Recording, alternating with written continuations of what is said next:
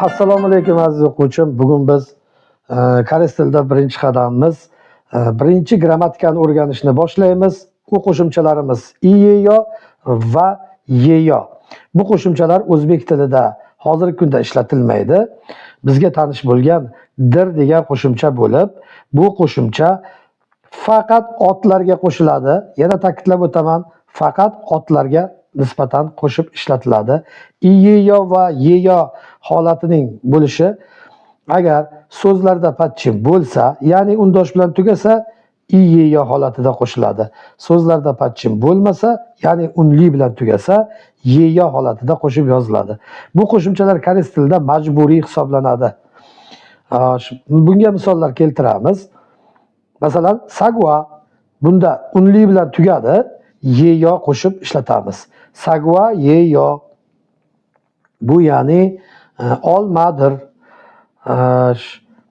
Chip uy, chibi yeyo. Bunga o'sha undosh bilan tugaganligi, ya'ni patchim borligi uchun iyeyo holatida qo'shib ishlatamiz va hokazo yodlagan so'zlaringiz, ya'ni yodlagan otlarga qo'shiladigan qo'shimchani mashq qilib, o'rganib, o'zlashtirib olasiz. Ikkinchi grammatikamiz bosh kelishik. Bu ham o'zbek tilida bosh kelishigida hech qanday qo'shimcha qo'shilmaydi, lekin koreys tilida bu qo'shimcha mavjud. Uning birinchi juftligi in va nin holatida ishlatiladi. U ham in holati patchim bo'lgan egalik qo'shimchasi otlarga qo'shib ishlatilsa, nin holatida patchim bo'lmagan, ya'ni unli harflar bilan tugagan so'zlarga qo'shib ishlatiladi. Masalan, men cho bo'lsa, unli bilan tugadi, chonin. Chip uy bo'ladigan bo'lsa, chibin, chibin. Demak, bitta yangi so'z faqat bizga qo'shiladi. Mod. Bu mod degani nima degan savol so'z bo'lib, bu qisqacha mo holatida ham ishlatiladi. Mana yozib ko'rsatib berib ketaman. Bunga qaytmaymiz, bu chunki bu hayotimizda juda ham ko'p ishlatiladigan nima degan so'roq olmoshi. Demak, dialog tahlilini boshlaymiz. Undan oldin biz dialogni bir marta eshitib olamiz va uni tahlil qilib davom etamiz. 이것은 뭐예요? 이것은 책이에요. 그것은 뭐예요? 그것은 나무예요. 저것은 뭐예요? 저것은 사과예요. 이름은 뭐예요? 저는 민수예요. 감사합니다. 감사합니다. Endi azizlar, dialogni tahlil qilib chiqamiz. Bugungi o'tgan barcha grammatikalarimizni shu darajada mustahkamlaymizki, toki shu grammatikaga qaytmaylik. E'tiborliroq bo'lib tinglab tursangiz, men birma-bir tahlil qilib beraman grammatikalarimizni o'tgan so'zlarimizgacha. Avval eshitib ko'ramiz. 이것은 뭐예요? 이것은 책이에요. Ana, 이것은 뭐예요? Savol, bu narsa nima? Bu yerda ana bu i harfimiz, biz bilamiz, bu, ya'ni bu narsa demoqchi bo'lganda got, bu narsa. Endi eslab qoling, bizning o'zbek tilida bosh kelish qo'shimchasi yo'q. Bularda esa yuqorida ko'rib turgan in yoki nin holatida qo'shiladi. Bu yerda mo, yeyo, dir degan qo'shimcha bizda yo'q. Oldin ishlatilgan. Hozirgi kunda esa bu qo'shimcha aksariyat kitobiy holda qolgan xolos, lekin ularda doimo qo'shib yoziladi va ishlatiladi gapda ham.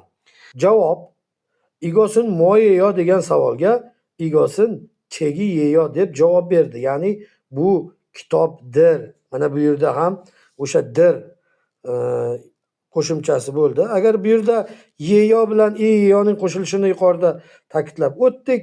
Agar unli bilan tugasa yeyo holatida, undosh bilan tugatsa yeyo holatida qo'shiladi. Lekin bizda bu qo'shimchalar hozirgi kunda ishlatilmaydi. Chek bilamiz, bu kitob. Yuqorida aytib o'tgan mana bu deb savol berdimi? Bu deb javob beramiz. Bu narsa nima? Bu narsa kitob. Bu yana yuqorida ta'kidlaganimizdek takrorlab o'taman. Got narsa. Va pastiga nin bu egalik qo'shimchasi, ya'ni bizda yo'q, bosh kelish qo'shimchasi bularda bor. Davomini eshitib olamiz. 그것은 뭐예요? 그것은 나무예요. Mana bu yerda endi biz o'rganadigan narsamiz, yangilik narsamiz bu yerda tepada mana bu k bo'ldi, xolos. Qolgan got narsa, egalik qo'shimchasi, ye yo dir degan qo'shimcha, bular bizga yangilik emas. Faqat mana shu birinchidagi k, ya'ni u narsa. Qo'limiz yetadigan darajada ko'rsatadigan u narsa. Javobda esa yana yuqorida aytganimizdek, shunchaki namu ye yo deb javob bersangiz ham to'ppa-to'g'ri bo'ladi. Hech qanday 100% javobingiz to'g'ri bo'lgan bo'ladi. Faqat endi rasmiy holatlarda yana ana u narsa daraxtdir deb ishlatasiz va buni bilib qo'ysangiz zarar qilmaydi, lekin o'zaro suhbat jarayonida buni ishlatishingiz shart emas. 저것은 뭐예요? 저것은 사과예요.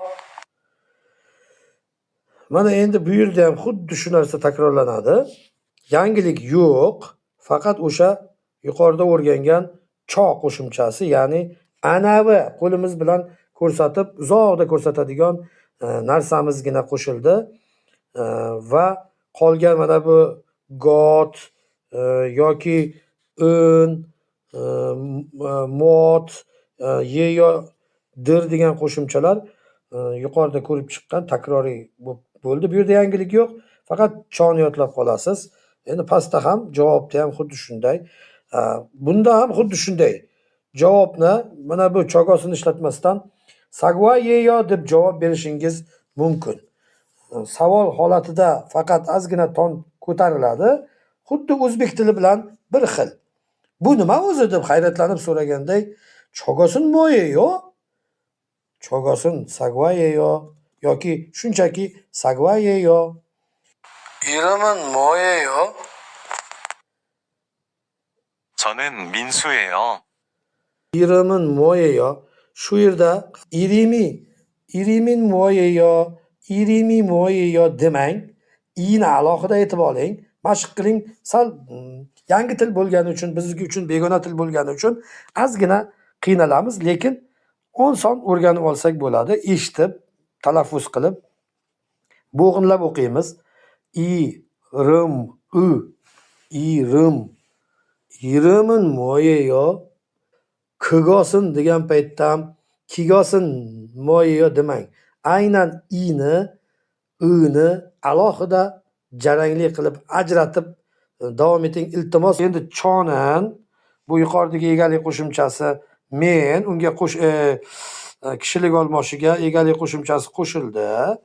Mana chonin, minsu endi insonning ismi, minsudirman deyapti. Minsu yeyo, bu yeyo qo'shimchasi, minsu ism, buni bildik. Mana bu egalik qo'shimchasini, bosh kelish qo'shimchasini bildik. Chonin bildik.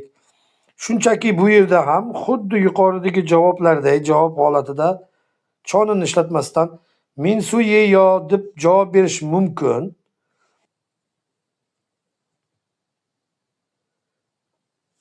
Mana azizlar, kamsamnida deb rahmat aytdi. She'riga ham kamsamnida deb tashakkur, xuddi biznikidek rahmat desak, ular ham rahmat deb javob qaytarganday bir xil. Koreys tilini o'rganish asosan o'zbek tili bilan juda ham oson.